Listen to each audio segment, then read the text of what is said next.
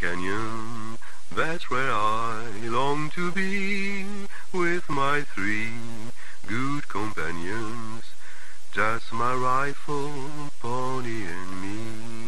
Micro Ciné, bonjour ou bonsoir, ça va dépendre de l'heure à laquelle vous allez découvrir cette nouvelle émission. On est vraiment dans le présent là pour le coup, on est même dans l'actualité, on n'avait pas prévu, je sais même pas si vous aviez prévu, mes invités, que ça allait arriver, mais en tout cas on va parler de l'Ukraine, de la Russie, d'histoire de la Russie, on va parler de cinéma surtout. Pourquoi? Parce qu'un livre, celui-ci, Sergueï Loznitsa, Un cinéma à l'épreuve du monde, c'est celui-là. C'est édité, on va parler aussi de la couverture, mais c'est édité chez Septentrion, Presse universitaire Septentrion, et c'est dirigé par 3 personnes, Céline Gailleur, Damien Marguet et Eugénie Zvonkin.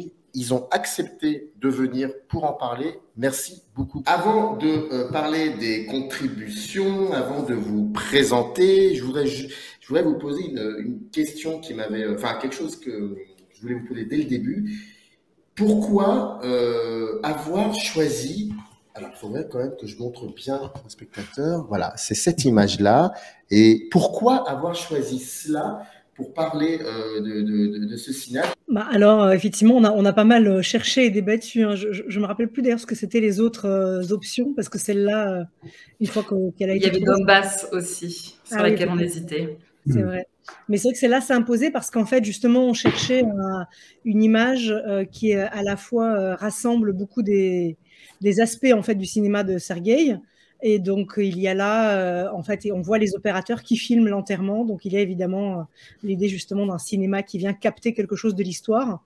Et en l'occurrence, c'est un film Funérailles d'État, c'est un film de montage de Sergueï Loznitsa. Donc, lui, il n'y était pas, évidemment. Mais il va revenir faire retour sur l'histoire et aussi parler du présent, ce qu'il fait toujours dans ses films de montage, à travers justement voilà, cette caméra qui se confronte au monde. Et donc, le titre qu'on a choisi tous les trois, Cinéma à l'épreuve du monde, c'est justement un titre qu'on imaginait allant comme ça dans les deux sens, c'est-à-dire un cinéma à la fois qui vient faire épreuve du monde, mais en même temps toujours éprouvé lui-même par le monde en retour. Voilà, donc on trouvait ça très intéressant que l'événement historique et la caméra soient co-présents à l'image. Oui, parce qu'en fait, on hésitait entre cette couverture et l'image de Donbass, parce que pour nous, la question du collectif, elle est au centre du cinéma de Sergueï Loznitsa. Et donc, pour nous, c'était extrêmement important de revenir sur cette question-là, qui est celle de la foule. Et Eugénie l'a peut-être pas précisé, mais donc, pour ceux qui n'ont pas vu le film, en fait, c'est l'enterrement de Staline, qui est raconté à travers des images d'archives par Sergueï Loznitsa. Et c'est surtout, en fait, ce film, il venait le terminer au moment où nous l'avons invité à l'Université de Paris 8 pour le colloque que nous avons organisé tous les trois et aussi rencontrer nos étudiants. Et donc, ça nous permettait aussi de faire directement un écho avec la masterclass qu'il a donnée à cette occasion et que nous avons retranscrite dans le volume. Donc, c'était aussi par rapport à un élément qui est au cœur de l'ouvrage. Et sur la foule aussi, c'est complètement en lien avec tout ce que met en avant Damien Marguet dans son travail, parce que voilà, c'est vraiment attaché à Donbass, mais la réflexion qu'il porte sur ce film peut vraiment nous offrir une ouverture pour réinterroger la filmographie de Sergueï Loznitsa. Ouais, et puis j'ajouterais une dernière chose, c'est qu'il y a vraiment une particularité dans le travail de Sergueï Loznitsa, c'est que c'est un cinéaste qui produit des images. Il a commencé par des formes documentaires assez classiques, mais c'est aussi quelqu'un qui travaille à partir des images des autres, et de plus en plus, aujourd'hui, la plupart des films qu'il réalise sont des films de montage. Il en fait presque 2 par an, c'est assez incroyable. Il travaille en permanence à partir de ces images. Et là, dans cette image, là, c'est présent puisqu'on voit les opérateurs filmer, et c'est en soi même une image d'archive. Donc, il y avait vraiment toutes ces dimensions qui étaient réunies dans cette image. Tout à fait. D'ailleurs, son dernier film qui était au Festival de Cannes était un film de montage. The Natural History of Destruction. Est-ce que vous l'avez vu, ce film? Est-ce que vous avez eu la chance de voir ce film? Je l'ai vu à Cannes avec Sergueï. Alors moi, je ne l'ai pas vu en entier. Je ne l'ai pas vu en entier, mais on a eu la chance parce qu'on a fait revenir Sergueï au moment de la finalisation du livre en janvier dans l'atelier que nous faisons avec Céline. Et en fait, dans sa grande générosité, Sergueï, alors que le film n'était pas terminé, a montré des grands extraits de montage en fait aux étudiants. Et donc, du coup, on les avait vus. Mais Céline est la seule de nous trois à avoir eu la chance de voir le film vraiment terminé en entier au Festival de Cannes. Comme pour tous les films de Sergueï Loznitsa, ce sont des films qui posent des questions éthiques, qui posent des questions politiques, qui nous mettent dans une situation qui n'est pas une situation rassurante, qui est une situation de questionnement, voilà, c'est complexe. Et donc, moi, j'ai évidemment adoré le film. Après, c'est très compliqué, notamment parce que c'est un film donc, il a monté, nous, au moment où c'était en mois de janvier, hein, donc c'était avant que la guerre en Ukraine n'éclate, qu'on a pu voir une première version de montage du film et qu'il a présenté à nos étudiants. Mais forcément, c'est absolument bouleversant de voir ce film, de voir toutes les conditions qui sont réunies pour la destruction, en fait, la destruction d'un peuple, et de voir ces images-là alors qu'on sait ce qui est en train de se passer en ce moment en Ukraine, c'est quelque chose qui est totalement glaçant et saisissant. C'était pas étonnant s'il y a eu France Culture a remis un prix pour ce film. Enfin, c'est quelque chose qui est extrêmement, c'est très très puissant. Et vous savez, en fait, quelques semaines avant l'ouverture du Festival de Cannes, plusieurs personnes ont essayé de demander à Thierry Frémaux de faire déprogrammer ce film. Donc, c'est pour dire aussi à quel point ça va loin et à quel point politiquement, c'est un film extrêmement fort, mais malaisant aussi parce que, en fait, vous êtes dans des images de guerre qui sont celles de la Seconde Guerre mondiale et vous voyez l'Allemagne se faire bombarder. Et donc, vous êtes dans une situation qui est forcément, qui ne peut pas être rassurante. Vous voyez, et ce qui est très fort, c'est que ça ne peut que vous poser des questions sur justement la question de la guerre et comment la chose la plus importante, c'est de faire stopper une guerre. Enfin, c'est vraiment saisissant. C'est un film assez redoutable, enfin, vraiment très, très riche, très important. Et ce qui est incroyable, c'est que Sergueï a mis 3 ans pour trouver des financements parce que sans cesse, les commissions lui renvoyaient cette idée que tout avait été dit sur la Seconde Guerre mondiale, que le débat était clos et qu'il n'était absolument plus intéressant, légitime de venir réinterroger ces images-là et cette histoire-là. Et donc, on voit à quel point, et c'est tout le travail que met en place Sergueï, à quel point revenir sur cette période-là nous donne des outils pour comprendre aussi ce qui se passe aujourd'hui.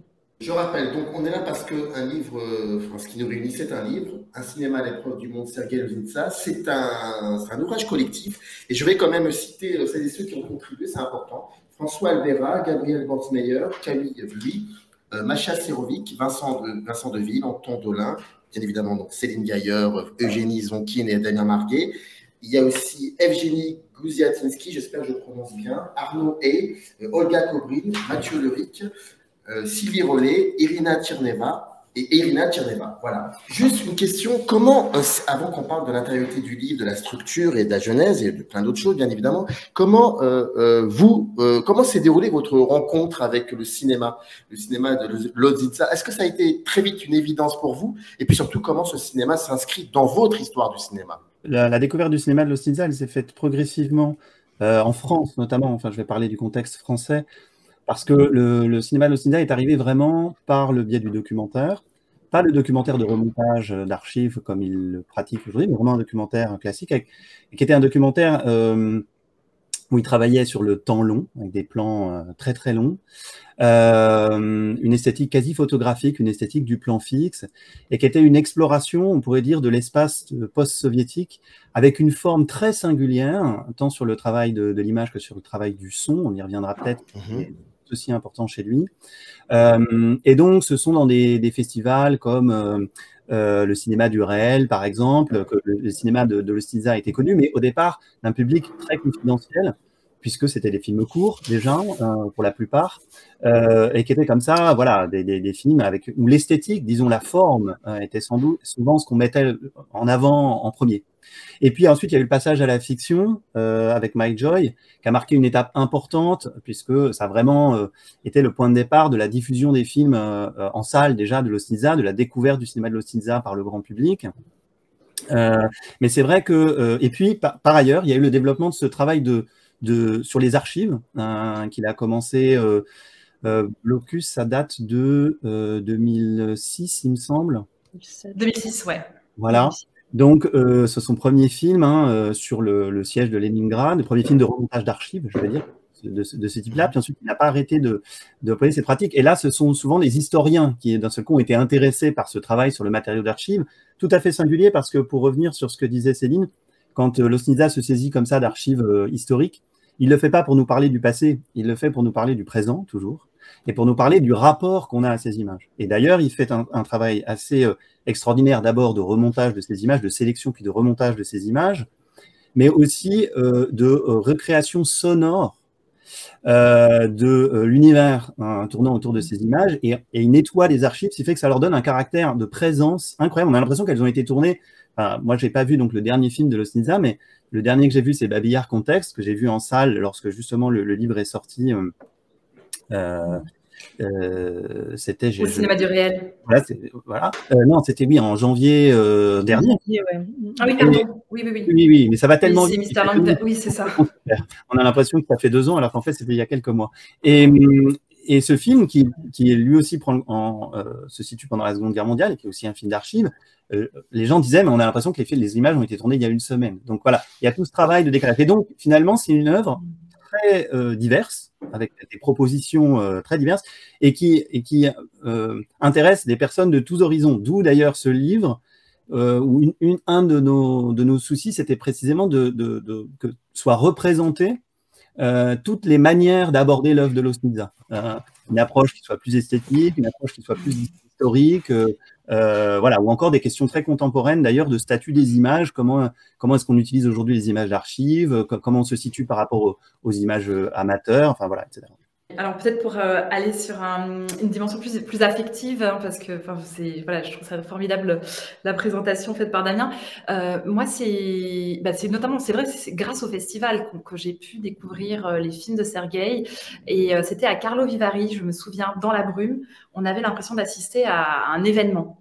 Donc c'est 2e long métrage de fiction de Sergueï Loznitsa, et qui revient encore sur la question de la Seconde Guerre mondiale, la question des victimes, des innocents. Et en fait, j'étais absolument saisie par la photographie qui était proposée par le cinéaste. Et ensuite, j'ai voulu découvrir ces documentaires. Et alors, si j'ai un conseil à donner pour des personnes qui ne connaîtraient pas son cinéma, pour moi, un bijou, mais c'est vraiment un film que j'adore, que je pourrais revoir 100 fois, c'est La Station. On est complètement plongé dans cette Russie atemporelle qui a été décrite par Damien. Vraiment, ces longs plans sur les visages du peuple russe ou sur des paysages. Et donc, La Station s'est tournée dans une salle d'attente d'une gare à la périphérie de Saint-Pétersbourg, dans un lieu extrêmement dangereux. C'était très amusant de revenir là-dessus avec Sergueï Loznitsa, puisque il a quand même assisté à un moment en pleine nuit à des coups de couteau. Il s'est retrouvé à devoir amener à l'hôpital une des personnes qui attendait dans la gare. Et en fait, il attendait vraiment que les gens s'endorment dans la gare pour installer ses lumières et sortir sa caméra 35 mm et filmer les voyageurs donc endormis dans cette salle d'attente. Et en fait, je trouve que là, dans ce film, dans ce court-métrage, il y a une poésie qui est absolument sublime. Et qui raconte vraiment ce travail très poétique, atemporel que Sergueï a réussi à faire dans ses premiers documentaires, que vous retrouvez dans... Et c'est un film donc c'est Potemkin qui l'a édité, et c'est vraiment un vrai bijou de cinéma, de poésie, de délicatesse aussi. Moi, cette image d'un enfant endormi en fait sur les bras de sa mère, et il y a un très gros plan sur cet enfant endormi. Et en fait, j'adore parce que c'est aussi une image de cette innocence sur laquelle travaille Sergueï, et une image de la grâce, parce que elle n'est pas toujours présente dans son cinéma, mais quand elle est là, elle vous bouleverse vraiment. Et c'est des moments comme ça absolument bouleversants de son cinéma. Et donc, moi, c'est d'abord par les festivals, et puis ensuite, grâce à l'édition de DVD Potemkin, en fait, là où on a pu voir, du coup, ces films qui ont circulé, on va dire, de manière un peu plus clandestine. Les cinéphiles se passaient un peu les films, ou alors à travers des festivals, l'USAS, le cinéma du réel, etc. Et puis, après, c'est des fictions qu'on a pu découvrir grâce aux sélections, notamment à Cannes, etc. Je me souviens très bien que, effectivement, je dois avouer que contrairement à Damien, qui a, je pense, une connaissance plus pointue du documentaire, moi, j'ai vraiment attendu le premier long métrage de fiction pour découvrir Loznitsa.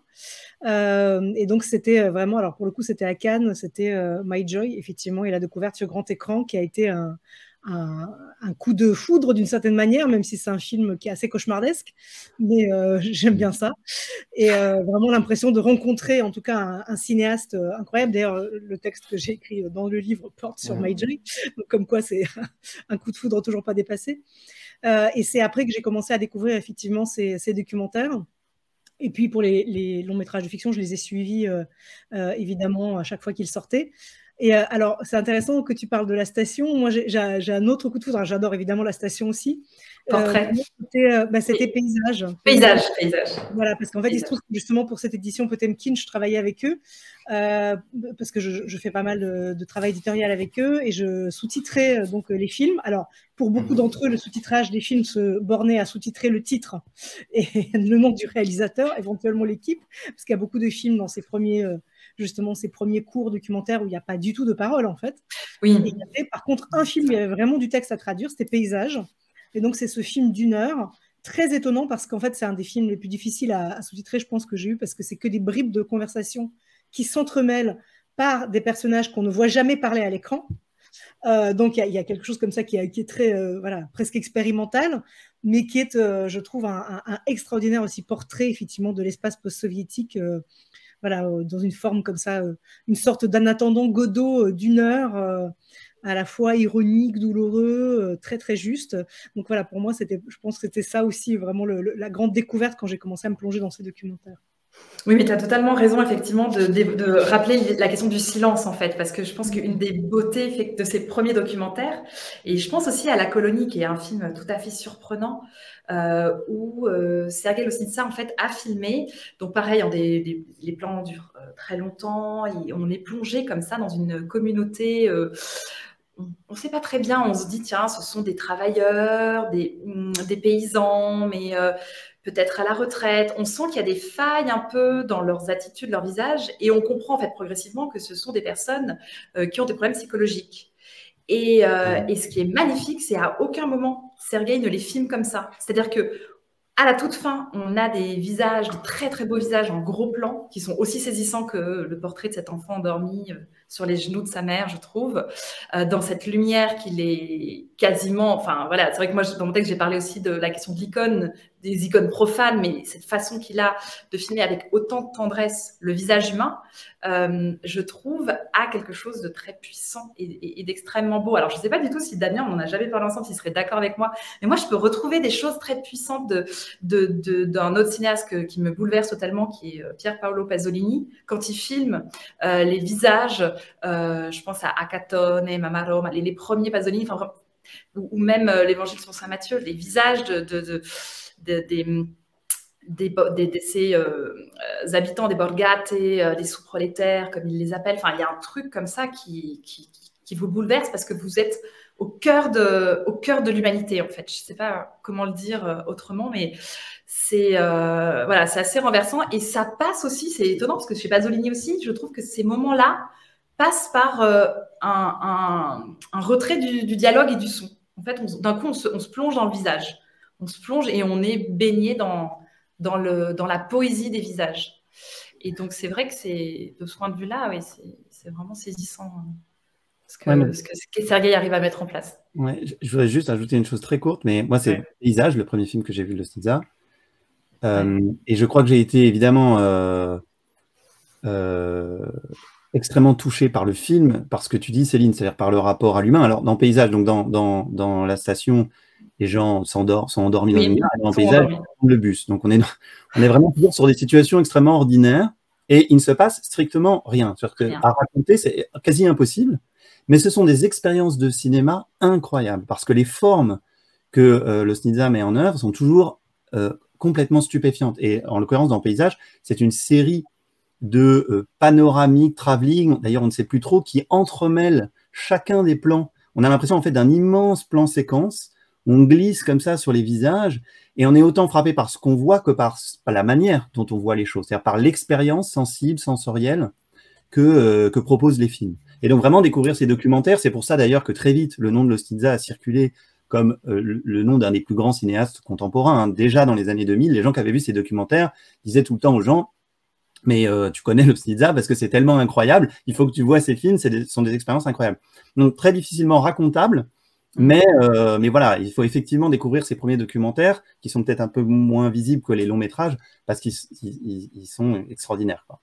Aujourd'hui, les films de ce cinéaste sont sont accessibles en DVD aujourd'hui. Oui, absolument. Oui, aujourd'hui, on les trouve quasiment tous édités en DVD. Hein, tous, hein, je réfléchis. Il y a les tout premiers, la fameuse série là qu'il a tournée avec les studios de Saint-Pétersbourg qu'on ne trouve pas en DVD, mais oui, ils sont tous accessibles en DVD et justement, c'est ce qui permet de pouvoir, parce que donc tous ces films ne sont pas sortis en salle, évidemment, comme ils travaillent sur des formats extrêmement variés qui vont du court-métrage documentaire quasiment expérimental au film de montage, au film de fiction. En fait, évidemment, ces films de fiction sont tous sortis en salle et donc ont été ensuite édités en DVD, mais les autres, je dirais c'est ensuite a posteriori qu'on a pu les découvrir.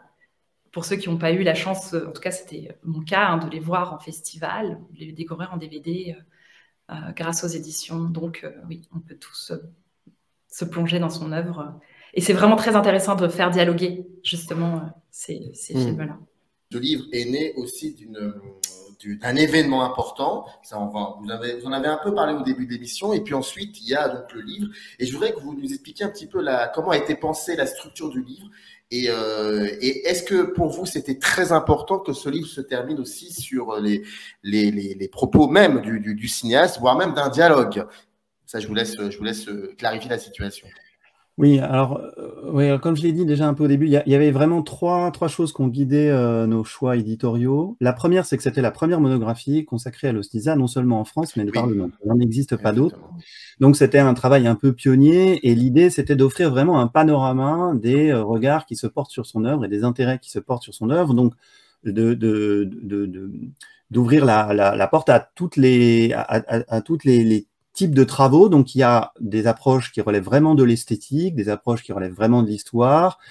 Et puis, il y a des textes qui sont aussi pas seulement des textes de chercheurs, mais des textes de critiques, des textes de programmateurs. C'était vraiment très important d'avoir divers regards et diverses manières de se saisir de l'œuvre. La deuxième chose, c'est qu'on voulait que toute l'œuvre de Lostizza soit représentée, questionnée, puisque donc il a travaillé à la fois le documentaire sous sa forme classique, le film de remontage et la fiction. Donc le court-métrage, le long-métrage, et ça sur plus de 20 ans avec une œuvre très prolifique. Donc voilà, on voulait aussi que les textes abordent ces différents aspects de l'œuvre. Et enfin, vous l'avez dit, c'était très important pour nous que effectivement, il y a un côté très vivant dans ce livre parce qu'il est le fruit d'une série de rencontres qui ont eu lieu à l'automne 2019 avec Sergueï Lostizza qui avait été invité à l'université Paris 8 à la fois pour faire une masterclass, pour participer à un séminaire donc, qui était animé par Eugénie et Céline avec les étudiants de Paris 8. Et puis également, il est intervenu dans une journée d'études qui lui était consacrée et qui a été un peu le point de départ de l'ouvrage. Et donc, lors de cette journée d'études, il y a notamment eu une rencontre avec un autre cinéaste documentariste autour de la question de comment est-ce qu'on filme aujourd'hui un événement politique.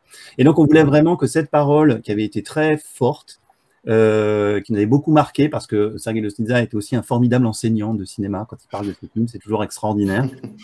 Non, c'est pas toujours le cas. Il peut y avoir des très grands cinéastes qui ont beaucoup de mal à parler de leur cinéma. Lui, je sais de quoi je parle, oui. Il adore ça, et surtout on sent que c'est quelqu'un qui vient du geek et que c'est quelque chose de très important pour lui. Et donc j'ai jamais vu ça, moi, un cinéaste aussi qui s'est mis tout de suite dans la position de quelqu'un qui souhaitait transmettre avec une très grande générosité, partageant ses rushs, ses essais, montrant des choses qui pour lui avaient fonctionné, d'autres qui avaient raté, donc montrant aussi vraiment l'atelier du cinéaste. Donc ça, on voulait que ce soit dans le livre, d'où cette quatrième partie un peu originale, où on convoque un autre cinéaste et où c'est la retranscription aussi beaucoup d'échanges qui ont eu lieu avec lui lors de ces rencontres. Oui, puis justement pour aller dans le sens de Damien, c'est pour nous, c'était important aussi que l'ADN de notre université, qui est l'Université de Paris 8, soit présente à travers ce volume, puisque c'est aussi, bon, c'était pas que c'était un prétexte pour travailler tous les trois ensemble, mais presque aussi, je crois qu'il y avait vraiment une envie de pouvoir se retrouver, Damien, Eugénie et moi, autour d'un projet. Et avec Eugénie, on avait initié, dans le prolongement de rencontres que j'organise depuis 2014, l'idée de les faire ensemble, de faire un atelier où des cinéastes viennent, prennent la parole, échangent avec nos étudiants du master cinéma.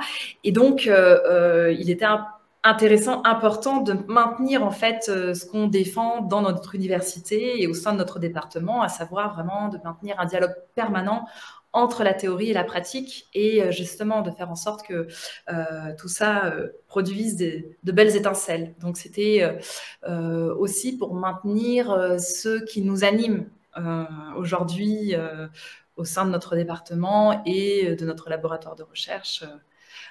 Voilà, où la question de faire des films, faire le cinéma est aussi au centre de nos préoccupations.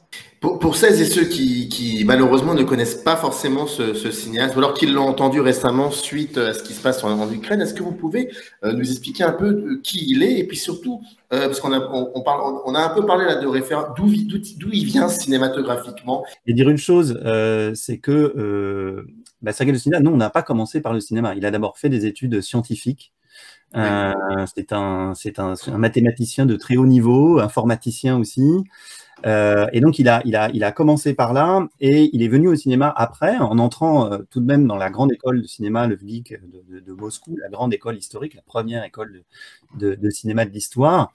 Et il est donc évidemment l'héritier de toute cette tradition, parce que c'est vraiment une école qui fonctionne aussi par des transmissions de maître à élève. Donc, il y a toute une transmission comme ça qui se fait de cinéaste. Là, Eugénie sera peut-être plus précise que moi, mais il y a une chose qui est très certaine, c'est qu'il aborde le cinéma en scientifique. Et ça, c'est une certitude. Il continue de l'aborder comme ça, c'est-à-dire que c'est quelqu'un, quand il prépare un film, il le fait avec une rigueur scientifique. C'est-à-dire qu'il met en place des dispositifs comme un scientifique le ferait pour faire une expérience, et d'une certaine manière, les films sont le résultat d'une expérience qui conduit au moyen du cinéma. Et pareil, j'étais très frappé quand il était dans les masterclass, et quand il intervient, il a un regard sur l'image qui est souvent un regard analytique. Il est passionné par qu'est-ce que c'est qu'une image.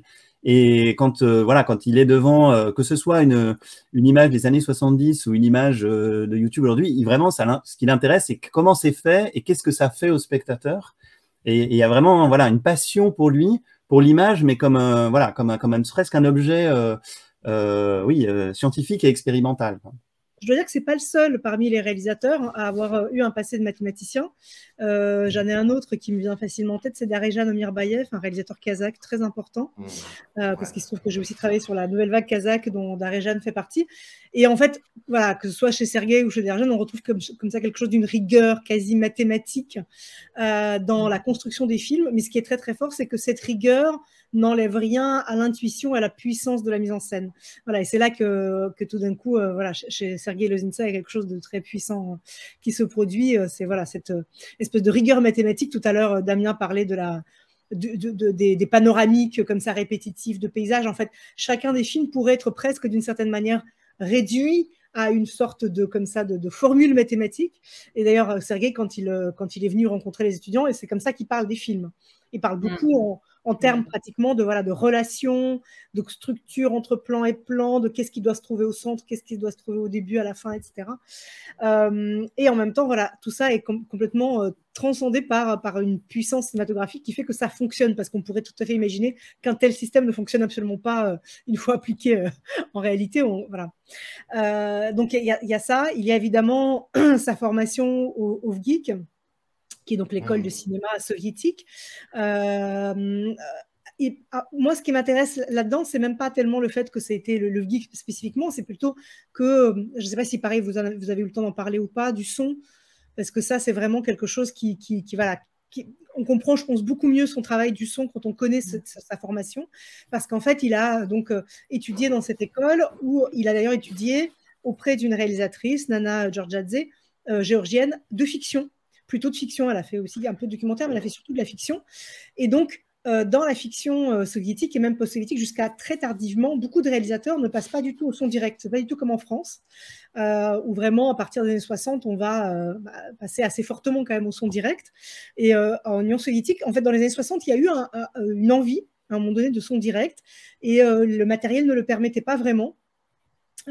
Et donc, en fait, on en reste finalement à la post-synchronisation, mais on va aussi complètement épouser la logique de la post-synchronisation. C'est-à-dire que beaucoup de réalisateurs, donc je peux penser par exemple à quelqu'un comme Kira Muratova, autre grande cinéaste d'Ukraine, qui jusqu'au bout pratiquement travaillait beaucoup en post-synchronisation et qui expliquait que ça lui permettait de maîtriser autant la bande-son que la bande-image et qu'il n'y avait pas en fait de raison d'abdiquer le pouvoir sur le son qu'on avait sur l'image.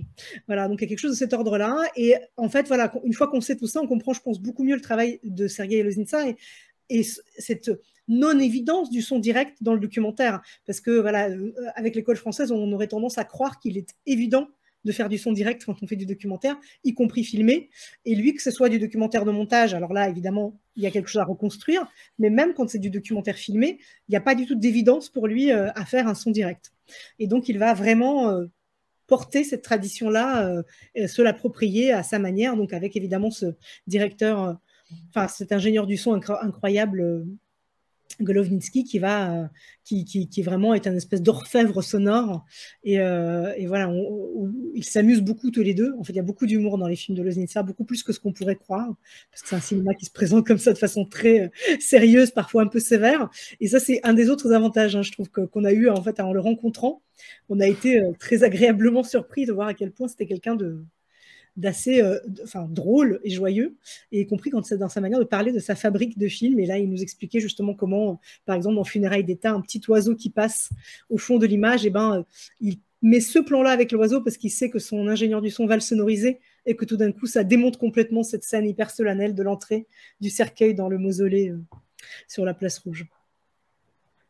Mais avec tout ce que vous dites depuis le début de l'émission, à savoir cette façon de transmettre, le fait qu'il est sensible, extrêmement sensible à toute forme d'image, dont même celle de YouTube. Je lisais aussi dans le livre qu'il y avait une extraordinaire diversité de genres abordés, de formats. J'ai envie de vous demander, c'est une question peut-être un peu vague, mais en même temps, et puis sur cette manière qu'il a d'être assez rigoureux c'est quoi ça veut dire quoi pour lui faire un film, en fait? Je crois qu'il utilise la caméra pour faire une expérience. Et donc, comme le disait Eugénie, on a l'impression que quand il aborde un film, il définit les termes de l'expérience qu'il va mener et il part de matériaux aussi. Souvent, il choisit soit un territoire, soit un décor. Même dans la fiction, dans Donbass, par exemple, il est parti de vidéos trouvées sur Internet qui racontaient donc la guerre du Donbass depuis 2014, mais de vidéos amateurs, hein, qui l'ont interpellé parce qu'elles étaient saisissantes. Voilà. Et l'expérience qu'il voulait mener, il nous l'a dit lui-même, c'est est-ce que je suis capable, avec les moyens de la fiction, de recréer ces vidéos, de refilmer ces scènes, et même en étant dans une espèce de combat avec les vidéos amateurs, est-ce que je vais être plus fort, plus puissant que les vidéos ou pas?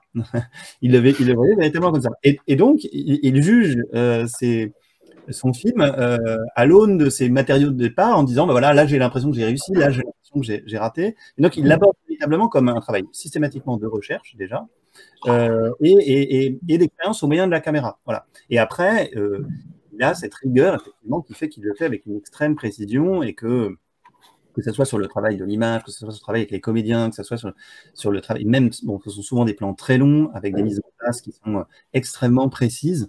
Donc, voilà. D'ailleurs, je voudrais rajouter une chose, c'était même trompeur chez Loznitsa, par exemple, quand on voit, alors il a fait un film absolument formidable qui s'appelle Maïdan sur la révolution ukrainienne, qui s'est déroulée entre 2013 et 2014, et dont on parle beaucoup, puisqu'on se rend compte que ça a été un des événements majeurs du début du XXIe siècle. Et ce qui est étonnant, c'est qu'il filme ça avec des grands plans fixes, sans jamais bouger la caméra, ou quasiment jamais, et dans un cinéma qui semble être un cinéma où il intervient absolument pas, et puis on apprend qu'en fait le son est entièrement reconstruit.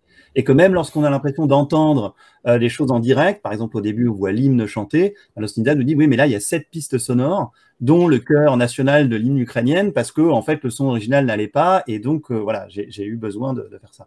Donc il y a ce double travail en fait, et ils se confrontent à la fois mettre en place un dispositif et ensuite se confronter à des matériaux. Offrir aussi une vision critique sur notre monde, comprendre notre monde. Quand on parlait de Histoire naturelle de la destruction, le film qui était à Cannes, en fait, à travers son film, on voit bien qu'il nous oblige à ne pas avoir un regard qui serait empreint de lassitude et d'habitude vis-à-vis des images qui sont celles de l'histoire, et donc à sans cesse se confronter au réel, se confronter aussi à travers, donc revoir, questionner l'histoire sans cesse, mais pour avoir face à notre monde aujourd'hui un questionnement éthique et politique, et en particulier aussi, enfin, voilà, Damien et Eugénie ont très bien dit, ce qui l'interroge tout particulièrement, c'est la question du post-soviétisme. Et voilà. Donc, je pense que voilà, c'est une question assez large que vous proposez, mais on retrouve un petit peu, pour chaque film, je pense qu'on retrouve cette volonté de vision, de regard critique qui peut déranger aussi, hein, ça peut mettre mal à l'aise. Hein. On l'a projeté à la fac avec Damien et Eugénie Donbass, et bon, c'était intéressant, ça soulevait. Mais pourquoi ça met mal à l'aise? Pourquoi ça peut mettre mal à l'aise? Parce que c'est son côté mathématicien, c'est ce côté très froid. C'est ce côté, c'est un cinéma au vitriol, c'est une très grande violence aussi quand vous prenez ces fictions. Je parlais de la dimension moi ce qui me touche énormément, ce sont ses premiers films, mais parce que vous nous posiez une question qui était de l'ordre de comment on a découvert ce cinéma-là, et donc voilà. Mais sur ces fictions, quand il interroge la question du peuple et du collectif, on voit à quel point c'est sans cesse une manière de montrer un État qui est mortifère, qui enferme un peuple dans une prison, il y a une violence redoutable. Ces films peuvent être difficiles à... Oui, c'est un cinéma qui est pas évident, qui est éprouvant, d'où le terme d'épreuve dont on parlait. Je ne sais pas ce que vous en pensez, Damien et Eugénie. Non, mais sur cette question-là, moi j'aurais envie de dire quelque chose que vous ne serez peut-être pas d'accord, mais j'étais très frappé par ça. Je pense, on découvre au fur et à mesure du travail de Lostnitsa qu'il y a effectivement en fait une obsession, au-delà de ce que j'ai pu dire sur le plan de la forme, qui est effectivement creuser, interroger cette histoire soviétique et post-soviétique, et dénoncer de manière extrêmement radicale justement le sort du peuple russe depuis le début du XXe siècle, c'est-à-dire la soumission à des formes de dictature, de régime totalitaire du pouvoir qui enferment les peuples, qui tentent de maîtriser l'écriture du passé, l'écriture de l'histoire, voilà. Et il l'a fait de manière très radicale, et peut-être qu'on n'a pas voulu voir ce qu'il dénonçait, qu'on ne voulait pas accepter, notamment un film comme Donbass, c'est très frappant, lorsqu'il est sorti, on a dit, c'est un film extrêmement partisan, caricatural, qui dépeint, voilà, qui dénonce un système de manière beaucoup trop binaire.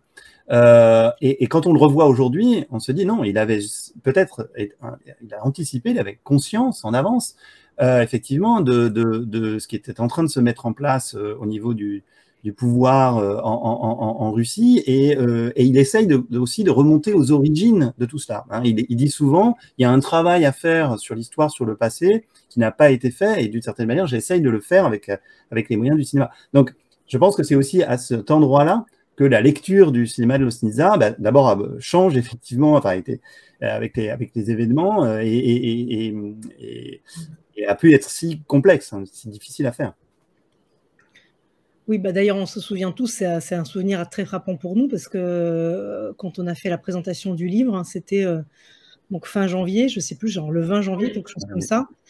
Et c'était un moment où la tension allait donc crescendo justement dans le Donbass et surtout entre la Russie et l'Ukraine. Mais à ce moment-là, personne presque ne croyait vraiment à la possibilité de la guerre, y compris les commentateurs les plus aguerris, les plus connaisseurs du territoire, de la géopolitique.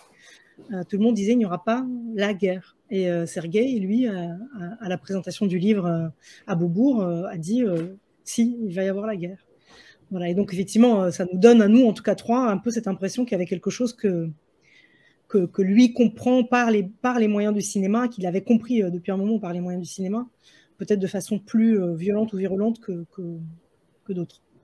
Quand il dit qu'il manque des images par rapport à l'histoire, ça veut dire qu'il y a encore beaucoup de lieux, de traces qui n'ont pas été filmées, de choses de l'humiliation qui n'ont pas été montrées. Est-ce que il y a aussi peut-être le fait que le peuple est filmé différemment, autrement, et c'est quelque chose qui fonctionne pas avec comment lui voit le monde. Est-ce que c'est de cela dont vous parlez? En fait, je pense qu'il y a plusieurs choses. C'est-à-dire que d'une part, effectivement, quand il est venu, à chaque fois qu'il est venu, en fait, qu'on s'est parlé avec lui, il nous a toujours fait part de son étonnement de voir que certaines images qui, pour lui, étaient tellement centrales dans l'histoire, dans cette histoire-là, en tout cas, étaient si peu connues et si peu vues. Par exemple, donc, pour reparler encore des funérailles d'État, c'est un peu le gimmick de cette rencontre. Mais par exemple, au départ, c'est un remontage en fait d'images qui ont été faites pour un film qui a été réalisé au moment donc, de la mort de Staline et des grandes funérailles organisées pour lui, qui s'appelait Le Grand Adieu, qui est un film qui a été interdit presque tout de suite après, parce que très rapidement après, en fait, les funérailles justement de Staline, on s'est rendu compte que le vent allait changer et que finalement on allait vers la déstalinisation. Et c'est un film qui n'a pas été vu ensuite pendant plusieurs décennies, avant de remonter à la surface au moment de la perestroïka. Mais finalement, quand il est remonté à la surface, il n'a pas été tant vu que ça non plus. Et donc, au final, ce film, Le Grand Adieu, il existe, mais personne ne l'a vu. Enfin, quand je dis personne, c'est pas personne, évidemment, mais pas grand monde, finalement. Et donc, donc Sergueï découvre qu'il y a ces archives. Donc, lui, il découvre l'ensemble des rushs. Il va y repartir chercher et reconstruire un autre film. Et ce film-là sera finalement beaucoup plus vu, je crois, que ce premier film. Voilà, donc c'est ça aussi, je pense qu'il faut comprendre. C'est-à-dire que ce n'est pas forcément des images qui n'existent pas, c'est beaucoup des images qui n'ont pas été cherchées, qui n'ont pas été ramenées sur le devant des écrans, devant des spectateurs, devant un public qui a envie de se réinterroger sur cette histoire-là, de la comprendre, de la conscientiser, etc. etc. Et donc, dans l'un des tout récents, parmi les films qu'il a fait, Babillard, Contexte, c'est la même chose en fait. Il expliquait qu'il y avait beaucoup d'images qui en fait existaient dans les archives et qui n'avaient jamais été montrées, mais vraiment jamais, jusqu'à ce que lui décide d'aller les chercher et de les montrer. Pas toutes, il y en a certaines dans le film évidemment qu'il reprend et qui ont déjà été montrées ailleurs, mais il y en a aussi beaucoup qui étaient complètement méconnues, à part peut-être par des chercheurs qui travaillent dans ces archives, mais en tout cas qui n'avaient pas été mis en film au final.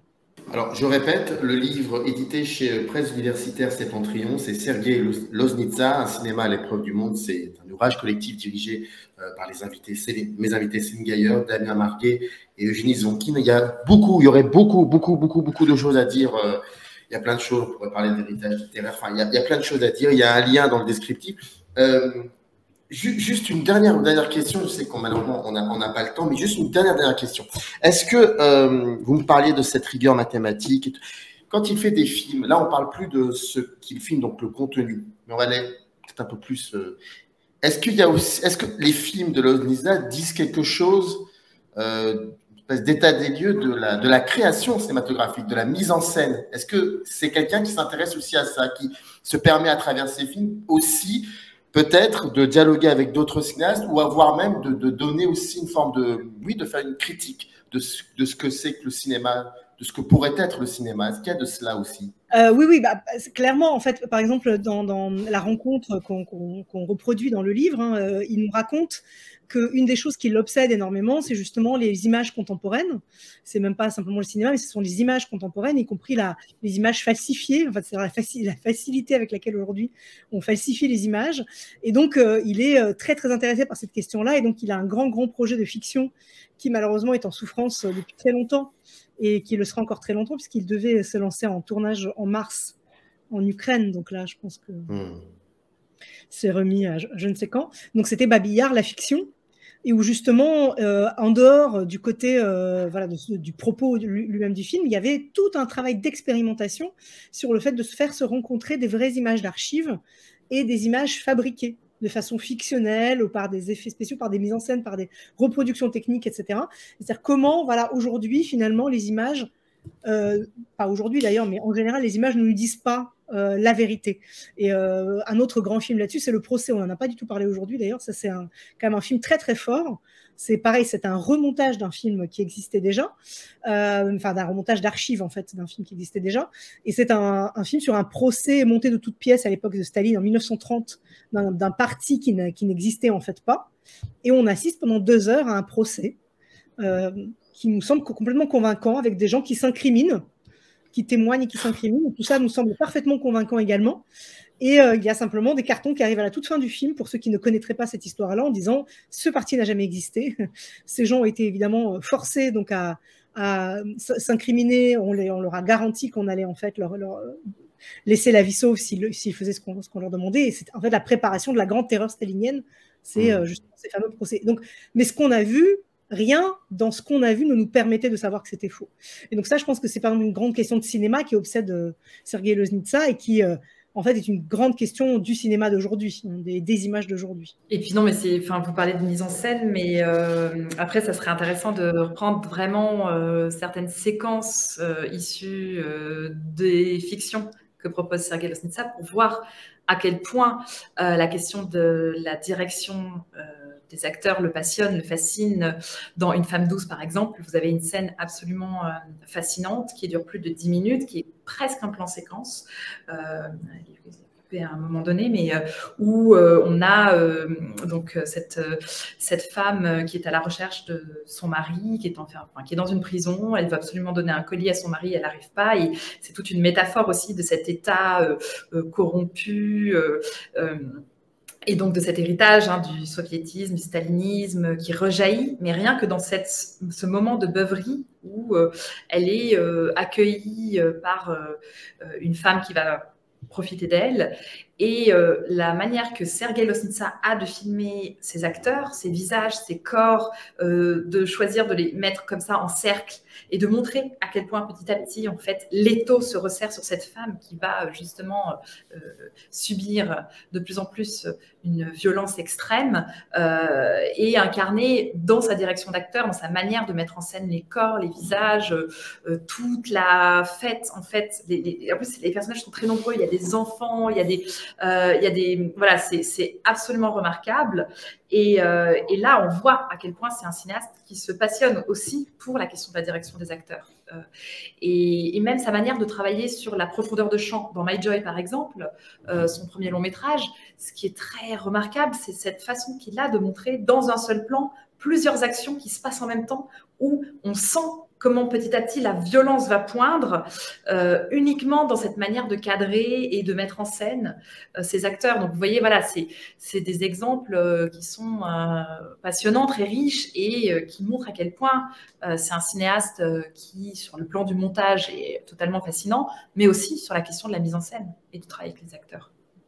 Oui, c'est vrai que ça, on l'a peut-être pas assez dit, parce qu'on a beaucoup parlé des films documentaires, mais c'est que, effectivement, ces films de fiction montrent en fait une ampleur de mise en scène absolument incroyable et qui peut voilà, sembler d'ailleurs surprenante au regard de l'assesse de certains de ces documentaires. Mais c'est ça qui est aussi justement qui nous a fascinés, je pense, dans ce parcours de cinéaste. C'est justement cette ampleur de la mise en scène fictionnelle et en même temps justement cette rigueur, cette assesse, voilà, cette inventivité aussi critique des films documentaires. Moi, il y a donc un film qui a été une deuxième rencontre avec le travail de Loznitsa, qui a été Maïdan, parce que je l'avais vu moi quand il est sorti au cinéma en 2014, et j'avais été stupéfait parce que, comme le note très bien Camille Buis d'ailleurs dans l'ouvrage, il filme une révolution qui se déroule en direct devant lui, et il conserve disons le grand parti pris esthétique qui est toujours son cinéma, qui est celui du plan fixe, qui est extrêmement étonnant, parce qu'on est dans une situation où, au contraire,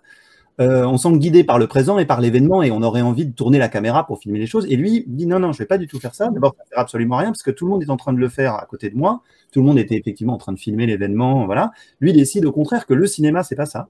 Le cinéma, c'est autre chose. Et c'est précisément un travail d'observation, d'ouverture qui est complètement autre et qui va venir capter tous les à côté de l'événement filmé, mais qui va nous en dire beaucoup plus finalement. Ces à côté vont nous en dire beaucoup plus finalement sur ce qui se passe, sur ce qui se joue entre les corps, entre les gens, dans la manière dont les corps se répartissent. Enfin voilà. Et d'ailleurs, à l'intérieur de ce film, on voit énormément de gens avec leur téléphone portable et on constate, c'est un film qui documente justement la manière dont aujourd'hui un événement politique, c'est aussi un événement qu'on filme, qu'on partage via les réseaux. Enfin, voilà. Donc, et voilà, ça, je trouve ça très intéressant parce que c'est vraiment je trouve, et quand j'avais vu le film, je m'étais dit, tiens, ça, c'est vraiment le regard d'un cinéaste sur un événement qui est filmé par tout le monde, mais lui, c'est pas l'événement qui l'intéresse, c'est précisément comment documenter cette situation, quoi, ce moment présent, et voilà. Et donc, effectivement, c'est vraiment un cinéma qui est aussi un cinéma qui ne cesse de nous interroger sur le statut des images aujourd'hui et du cinéma dans ce moment où l'image en mouvement est devenue quelque chose qu'on partage en permanence et qui nous entoure quotidiennement. À l'épreuve du monde, comme vous le sous-titrez dans le livre. Je rappelle, c'est édité chez Presse Universitaire Septentrion. Le lien se trouve dans le descriptif de cette vidéo. Nous avons dit, je pense, 0,01% de ce qu'il y a dans le livre. Donc, il faut être curieux, il faut y aller. C'est passionnant. Merci à vous trois, en tout cas, d'avoir accepté cette invitation et de nous avoir un peu dit 2-3 petites choses sur ce cinéaste fondamental et important. Merci beaucoup. Merci à vous. Merci, Samir. Générique. Up arrive in the canyon, that's where I long to be, with my 3 good companions, just my rifle, pony and me.